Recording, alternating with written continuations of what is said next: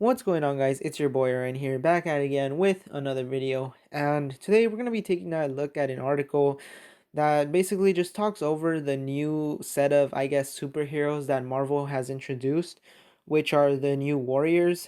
Now, this article pretty much just, kind of like criticizes and like points out just how weird these new superheroes are. And, I'm not going to really go into detail over what Marvel is. I'm pretty sure everyone by now knows what Marvel is. They basically created, superheroes, they are pretty worldwide known, going from just the Avengers and Spider-Man and all that stuff. So, yeah, get your cold glasses of.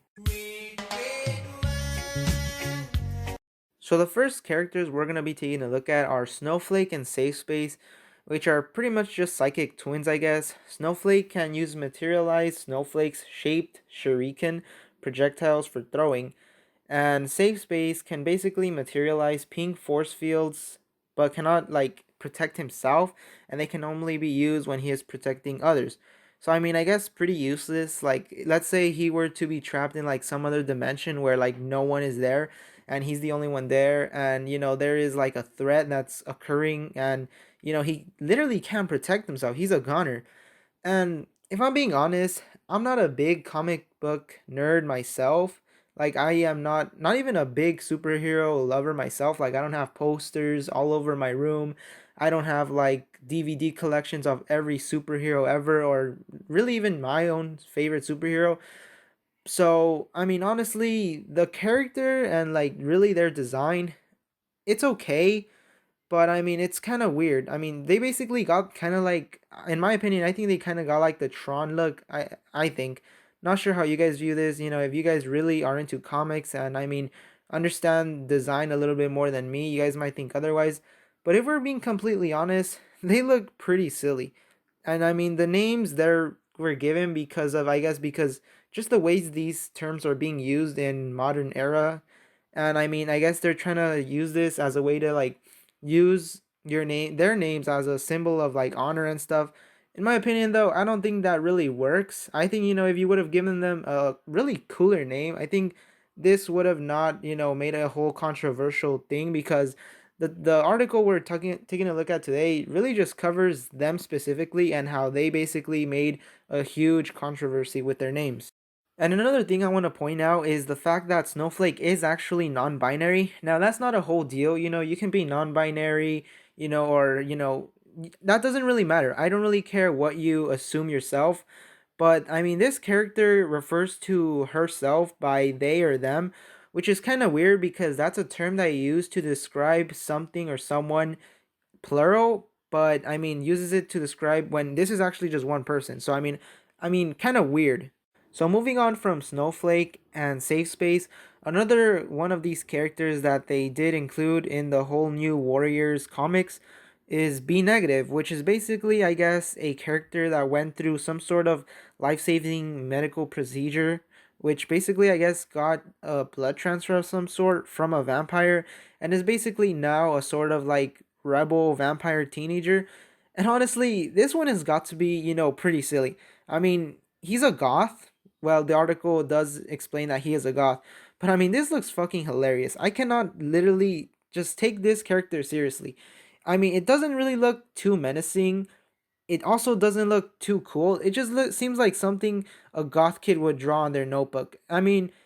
Say what you want. If you think it's cool, that's your opinion. But in my personal view, or really just taste, I think it looks very silly. So moving on from B negative, and the reason why I'm not gonna really just go over B negative too much is because, really all I kind of just don't really like about him is his design. It looks very weird, and there's really nothing weird about like his backstory. His backstory seems alright, something pretty legit that I can get behind, as if like, a basic hero backstory.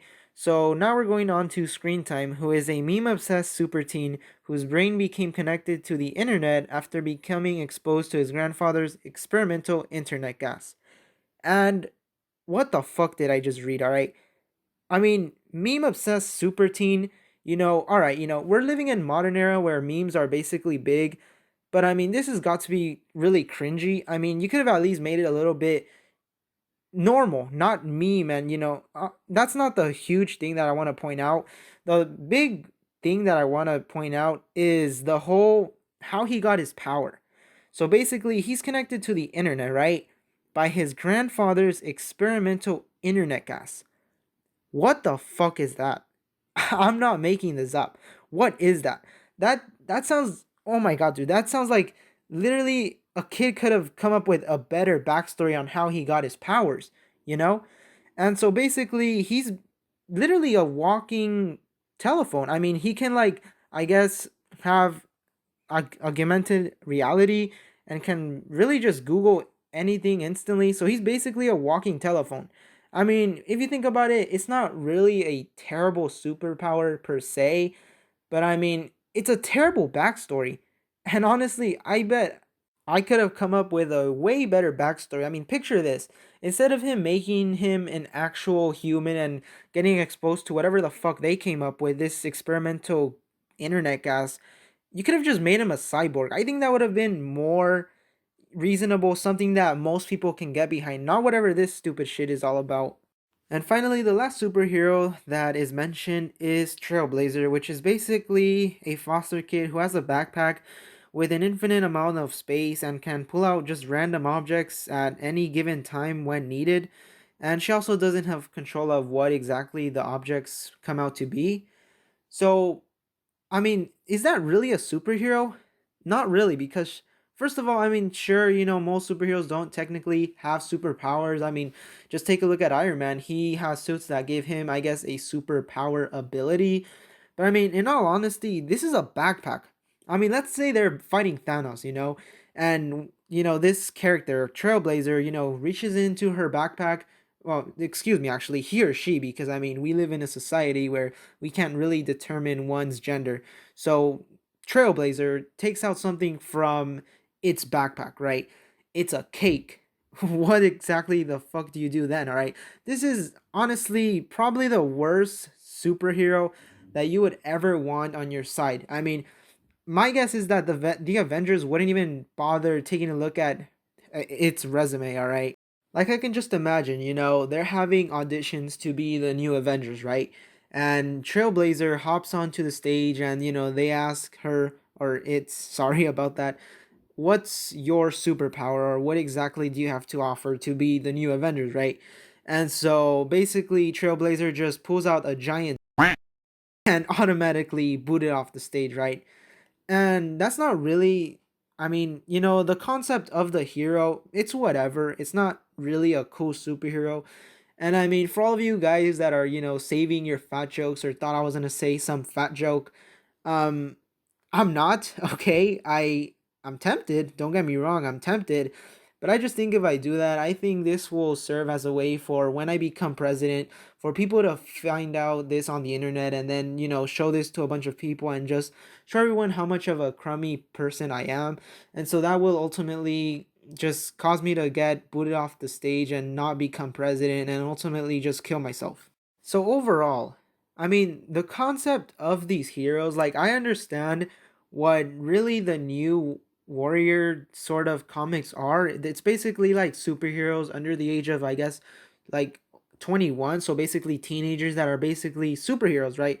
I understand the concept that, innovate and all this type of bullshit, you got to make new superheroes. But I mean, Marvel, come on. You could have done a little bit better. I understand, it's modern times, you got to get with, I guess, all these cool kids and you got to promote to them, all right? But if we're being honest, this is just a pandering move by Marvel, all right? They're just trying to make SJWs please them. They're trying to please them. And my bet is that most of these SJWs aren't going to be out here, reading comics and then feeling, good because Marvel made a character that sort of correlates to them, right? We got Trailblazer for one, fat chick, right? And we're not gonna have some SJW, some fat SJW that's gonna say, "Oh my God, Marvel finally included a fat superhero that correlates to me." I don't even think most of them even read the comics, and I think most of them even know what this is. They know it's a pandering move by Marvel, and they're ultimately just gonna make jokes at Marvel, and it's cool, whatever. If you're gonna pander, sure, go for it. But if we're being honest, I think it is expected that you could have done a little bit of a better job. I mean, this is cringy. Don't get me wrong. The concept behind the heroes is fine. It's a big cringy mess, all right? But I mean, you know what? Whatever. I don't even read comic books. So I mean, this won't really be affecting me. So I mean, it's whatever. I just think it's pretty funny how Marvel can just fuck up this bad by making something just so cringy. But I mean, that's going to be it for this video. If you did enjoy, remember to leave a like, subscribe to the channel if you haven't already, and leave a comment down below as to what you really think about these superheroes. Are they cringe or not? What is your opinion on really just their designs and stuff? And honestly, I don't really care. If you're going to make a fat joke, go ahead. But yeah, that's going to be it for this video. I'm out. Peace. The truth.